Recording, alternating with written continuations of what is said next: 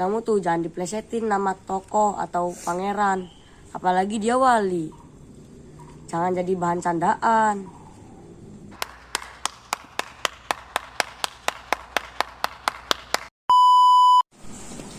Hola, kami kembali lagi bersama semuanya di Sahabat Bertalenta Channel. Pada kesempatan kali ini, kita akan mengunjungi suatu tempat wisata yang berkaitan dengan islamisasi dan mengandung budaya. Bagaimana perjalanan kami? Yuk, ikutin terus yuk.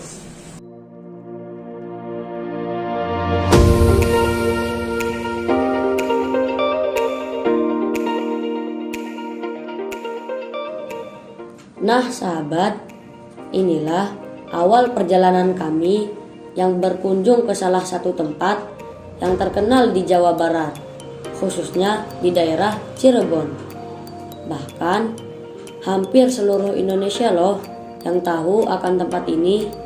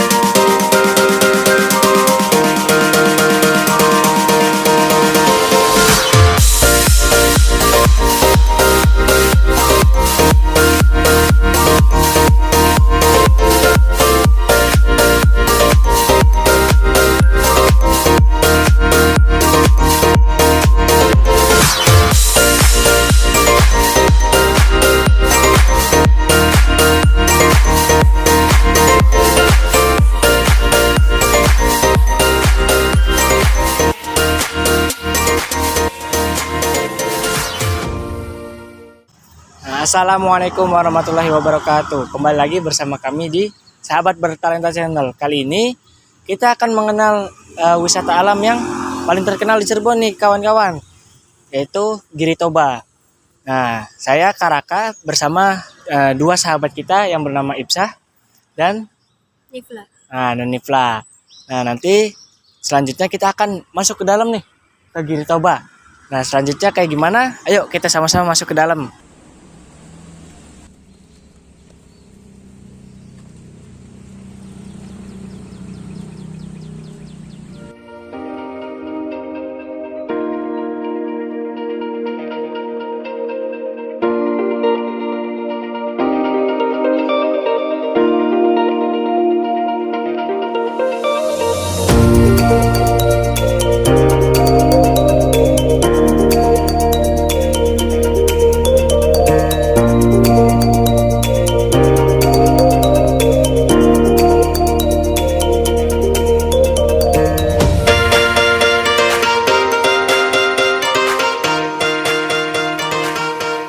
Tempat ini merupakan salah satu tempat bersejarah loh sahabat, terutama dalam hal islamisasi di tanah Jawa.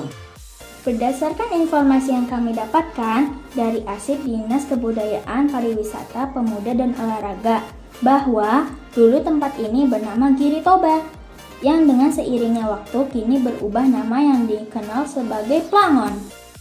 Sahabat penasaran kan dengan kelanjutannya? Udah nggak usah penasaran, capek nih. Jangan kayak gitu, kita penasaran nih. Udah lanjutin aja. Ya udah, ayo ikuti terus perjalanan kami.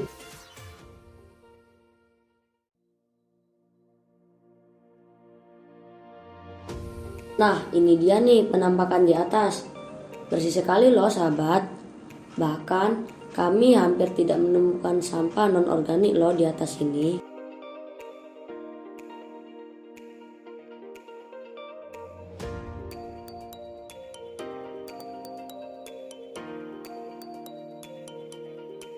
Wah, terawat sekali ya.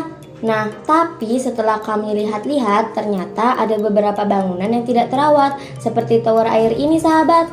Sayang sekali ya, padahal air merupakan sumber kehidupan utama manusia loh sahabat. Kalian kebayang nggak kalau kalian lagi kebelet, terus gak ada air di sini? Masa sih harus turun nyari toilet? Yang ada malah tumbuh rumput di betis kalau kalian bolak-balik naik turun di sini.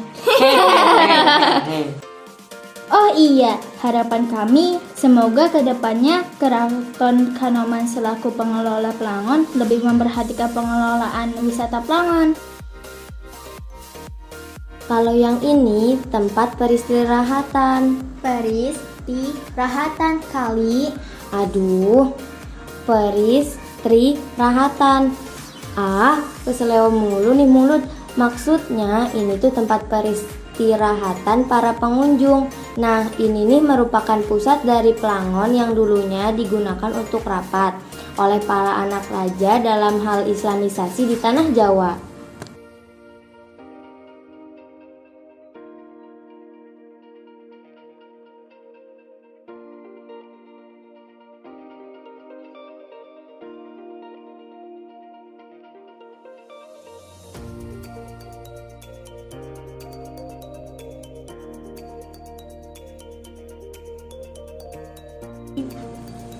Pada akhirnya, berdasarkan hasil rapat tersebut, Islam pun disebarkan ke beberapa daerah seperti Luar Batang, Demak, Kuningan, Darmayan, Kerajaan Galuh, dan lain sebagainya.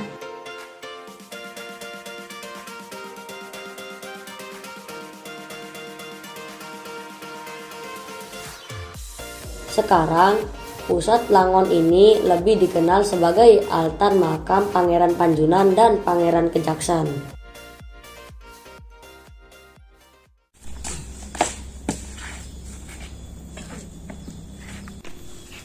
Oke sahabat, kita sudah sampai di pusat Giri Toba.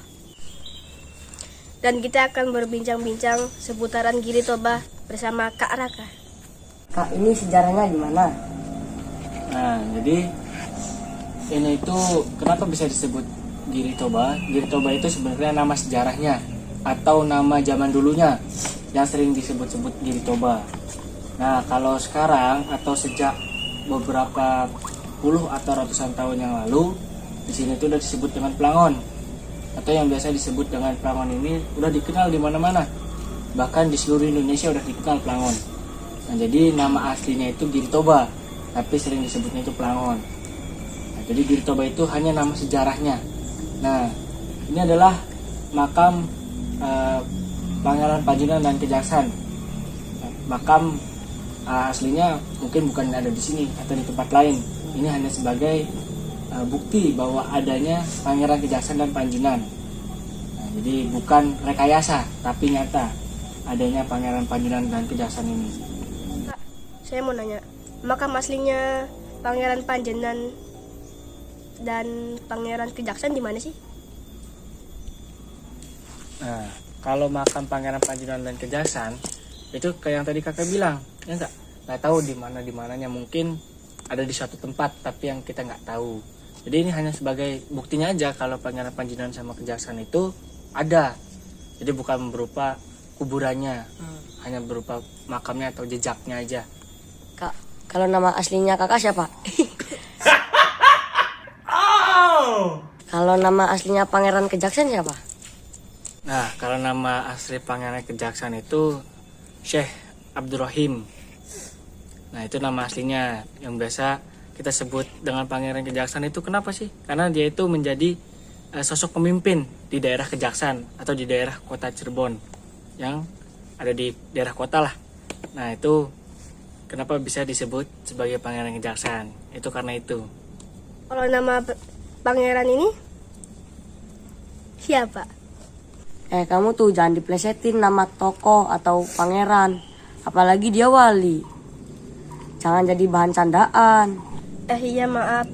Terima kasih nasihatnya, Ipsa. Nah, jadi buat kalian jangan sampai kalian tuh menjadikan tokoh, nama pahlawan atau wali sebagai bahan candaan, karena itu nggak baik.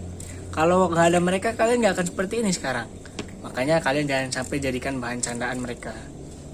Jadi kayak gini Kak, maksudnya Kak, saya mau nanya, kalau nama asli Pangeran Panjunan itu siapa? Nah, kalau nama Pangeran Panjunan ini, nama aslinya Syekh Abdurrahman. Ya, kenapa dia itu bisa menjadi Pangeran Panjunan? karena dia itu sosok pemimpin yang ada di daerah Panjunan. Nah, kalau daerah Panjunan kalian tahu nggak? Tahu nggak? Gak tahu. Nggak tahu. Tahu nggak? Nggak tahu, sama kakak juga nggak tahu. Nah, jadi mereka ini dua pangeran kakak beradik, ya nggak, dari satu ayah. Nah, nama ayahnya, kakak lupa nama ayahnya siapa. Ada yang tahu nggak? Kakak, nama ayahnya siapa? Aku tahu. Siapa? Sulaiman bin Hud al-Baghdad. Nah, itu nama ayahnya. Nah, jadi mereka ini punya anak buah atau nakama lah, atau pengikut. Jadi mereka itu punya masing-masing pengikut. Nah, kalau makam ini itu biasanya dijadikan tempat buat ziarah ya, oleh masyarakat umum maupun di luar daerah ini, karena mereka itu ada hubungan dengan Pangeran Panjunan atau Pangeran Kejaksaan. Bisa aja cicitnya atau cucunya itu sering berkunjung sini setiap tahunnya, atau yang biasa dinamakan dengan tepung tahunan. Nah, atau biasa kita sebut ziarah tahunan lah. Nah, itu biasanya setiap tahun mereka itu datang sini buat ziarah. Tapi sayangnya masih banyak orang yang membawa-bawa barang atau amplop atau uang atau bahkan menyan atau bahkan makanan buat disajikan di dalam makam Pangeran Panjunan dan Kejaksaan ini. Itu yang sangat disayangkan. Nah, jadi untuk kalian kalau mau berziarah boleh, tapi jangan sampai membawa barang bawaan atau hanya sekedar berdoa saja. Itu dibolehkan. Oke Kak, terima kasih atas informasinya kepada kami. Terima kasih juga Kak. Berkat informasi Kakak, pengetahuan kami juga bertambah. Oke sahabat, kami akan melanjutkan perjalanan. Jangan sampai ketinggalan ya. Yuk ikutin terus perjalanan kami. Hanya di sini. Di Sahabat Bertalenta Channel.